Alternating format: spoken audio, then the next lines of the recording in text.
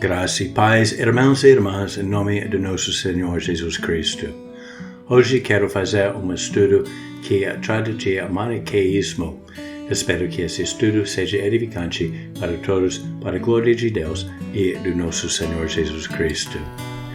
Em 216 depois de Cristo, perto do fim do Império Parta, Mani, o fundador do Maniqueísmo, nasceu na vila de Mardinu, na Mesopotâmia, localizada ao sul ou sudeste da cidade de Ctesifonte, atual Almadain, no Iraque.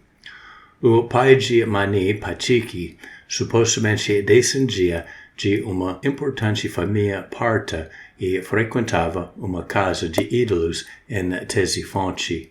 Foi durante uma dessas visitas que, segundo a tradição, ele ouviu uma voz que o incitava a se abster de carne, vinho e relações sexuais. Esse evento teria levado Patiki a se juntar a uma comunidade ascética que praticava o batismo nas regiões pantanosas da bacia dos rios Tigre e Eufrates. Embora muitos estudiosos os tenham identificado com a seita gnóstica dos Alcazitas, essa comunidade também era conhecida por suas peculiares observâncias alimentares. Além da proibição de carne, eles só podiam comer pão se fosse o que chamavam de pão judaico, ou seja, pão feito localmente pelos pobres. O pão grego, por outro lado, era proibido por ser o pão dos ricos ou dos estrangeiros. Podiam também comer vegetais desde que fossem os chamados vegetais masculinos, isso é, aqueles produzidos dentro da comunidade. Além disso, os vegetais masculinos tinham que ser batizados em água antes de serem consumidos. No entanto, os vegetais femininos, isso é, aqueles produzidos fora da comunidade, eram proibidos. Aos 4 anos de idade, o pai de Mani o levou para se juntar à comunidade de Alcazitas, onde permaneceu até os 24 anos. Durante esse período, ele afirmou ter tido 2 visões que mudaram sua vida. A primeira ocorreu quando ele tinha 12 anos, quando supostamente foi visitado por um anjo a quem chamava do seu gêmeo. Estudiosos acreditam que essa denominação corresponde à ideia gnóstica das zijías, segundo a qual as emanações geralmente se manifestam em pares masculino-feminino ou, nesse caso, como uma união entre um humano e seu duplo celestial. Em outra passagem, esse ser também é chamado de Paráclito, uma tentativa de sugerir que a vida de Mani era, em muitos aspectos, paralela à de Jesus. Durante essa visão, Mani afirmou que seu gêmeo lhe revelou os mistérios ocultos do universo.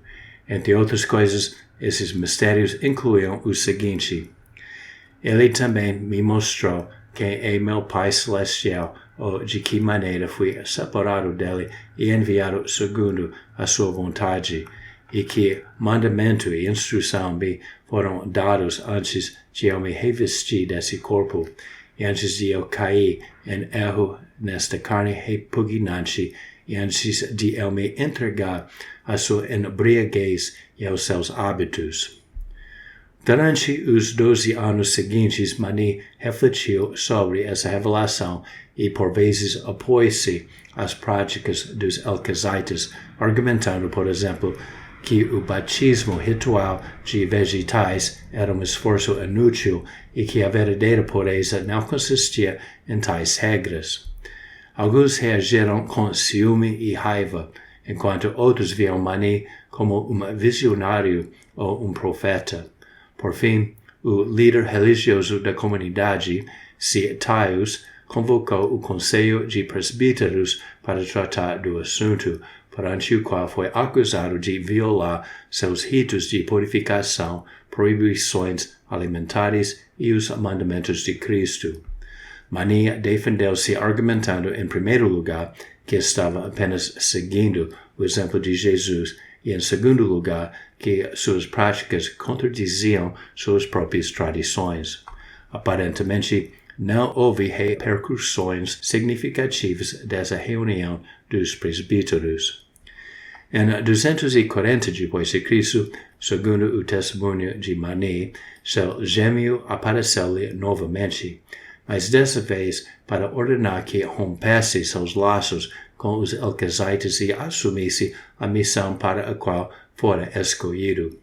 Ele não só seria incumbido de ir como apóstolo e profeta, mas também seria o tema da sua própria profecia. Em outras palavras, Mani saiu para pregar sobre si mesmo. Ele alegava ser o Paráclito, a esperança vindoura predita por Jesus. Assim como Paulo havia falado dos crentes sendo selados pelo Espírito Santo, Mani alegava ser o selo dos profetas. Ora, pode parecer surpreendente que Mani tenha chamado seu gêmeo de Paráclito e posteriormente se referido a si mesmo como o Paráclito. Contudo, isso pode refletir a íntima identificação que supostamente existia entre Mani e seu gêmeo. Por um lado, seu gêmeo era a fonte celestial da revelação, enquanto Mani, por outro lado, era sua fonte terrena. Em todo caso, afirmar ser o Paráclito era extremamente arrogante e blasfemo. Após romper com os alcazites, Mani e 2 dos seus companheiros foram para a aldeia de Nazi, onde se juntaram a seu pai. De lá, seguiram para nordeste até o distrito de Ganzaka, na região do atual Azerbaijão, onde Mani enviou seus companheiros em missões separadas.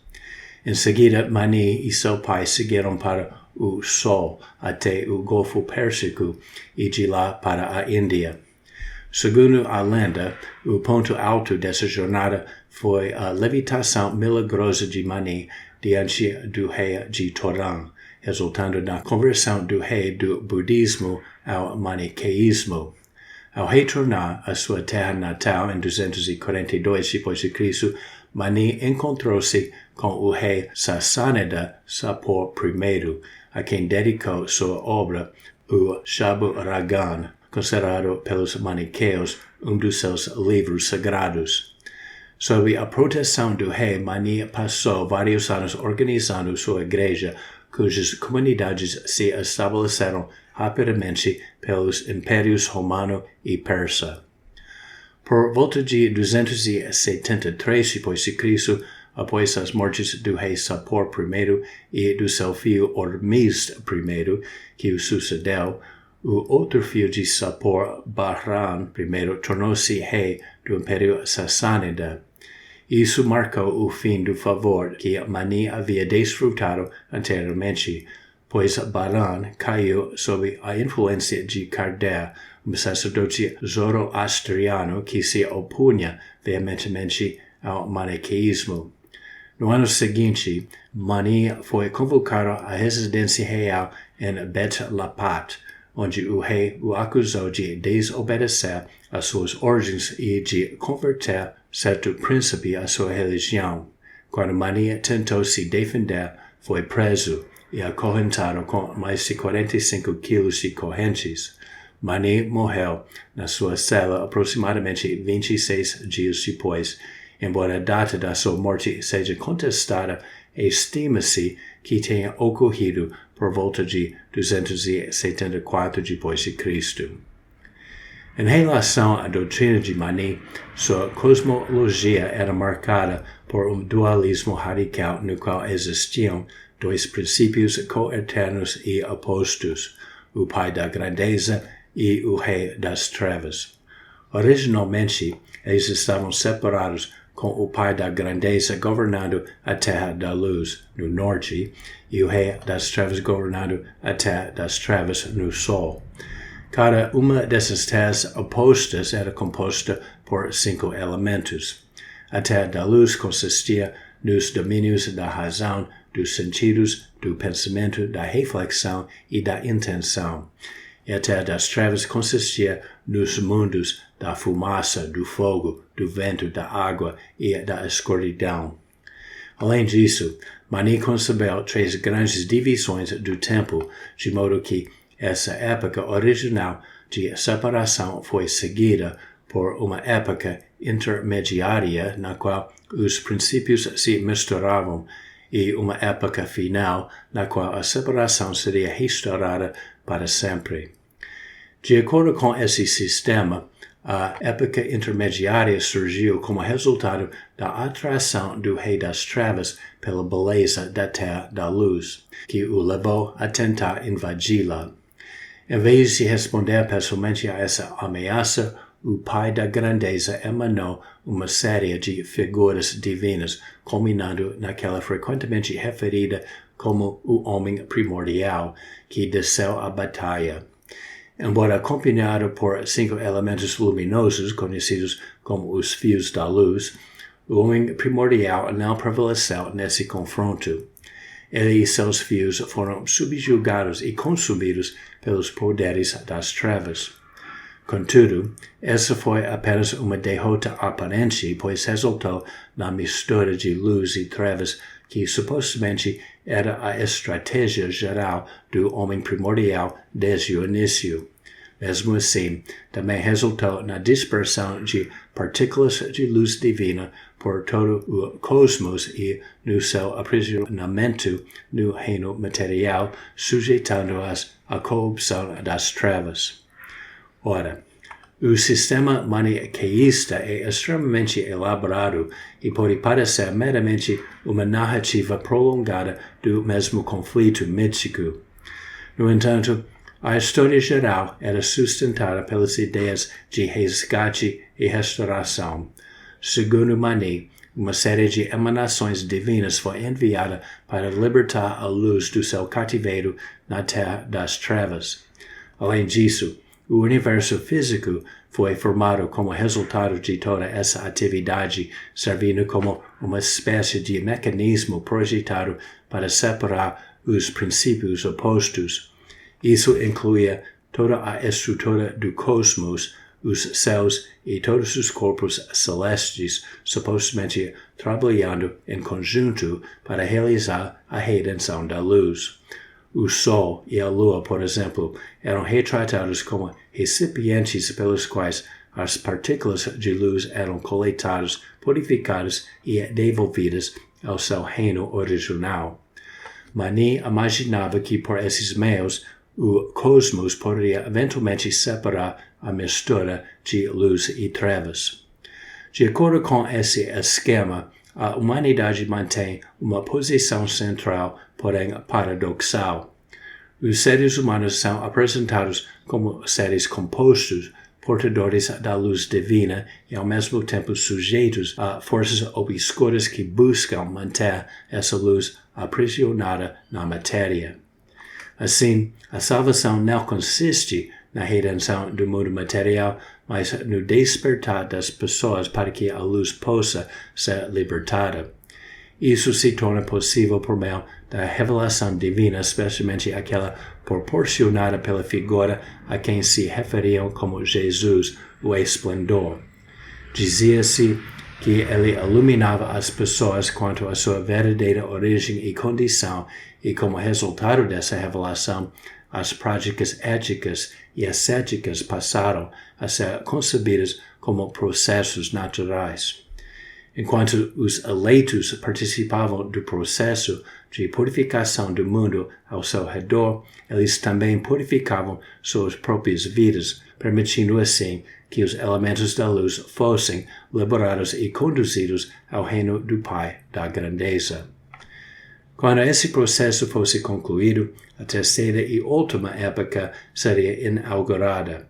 Mani descreveu isso como um julgamento final e uma purificação, na qual os últimos resquícios da mistura seriam dissolvidos e as duas forças primordiais da luz e das trevas seriam permanentemente separadas. Nesse estado final, o reino da luz seria restaurado a sua pureza original e os poderes das trevas confinados ao seu domínio próprio. Assim, a visão de Mani apresenta uma narrativa abrangente, após surgir de uma dualidade inicial de princípios opostos.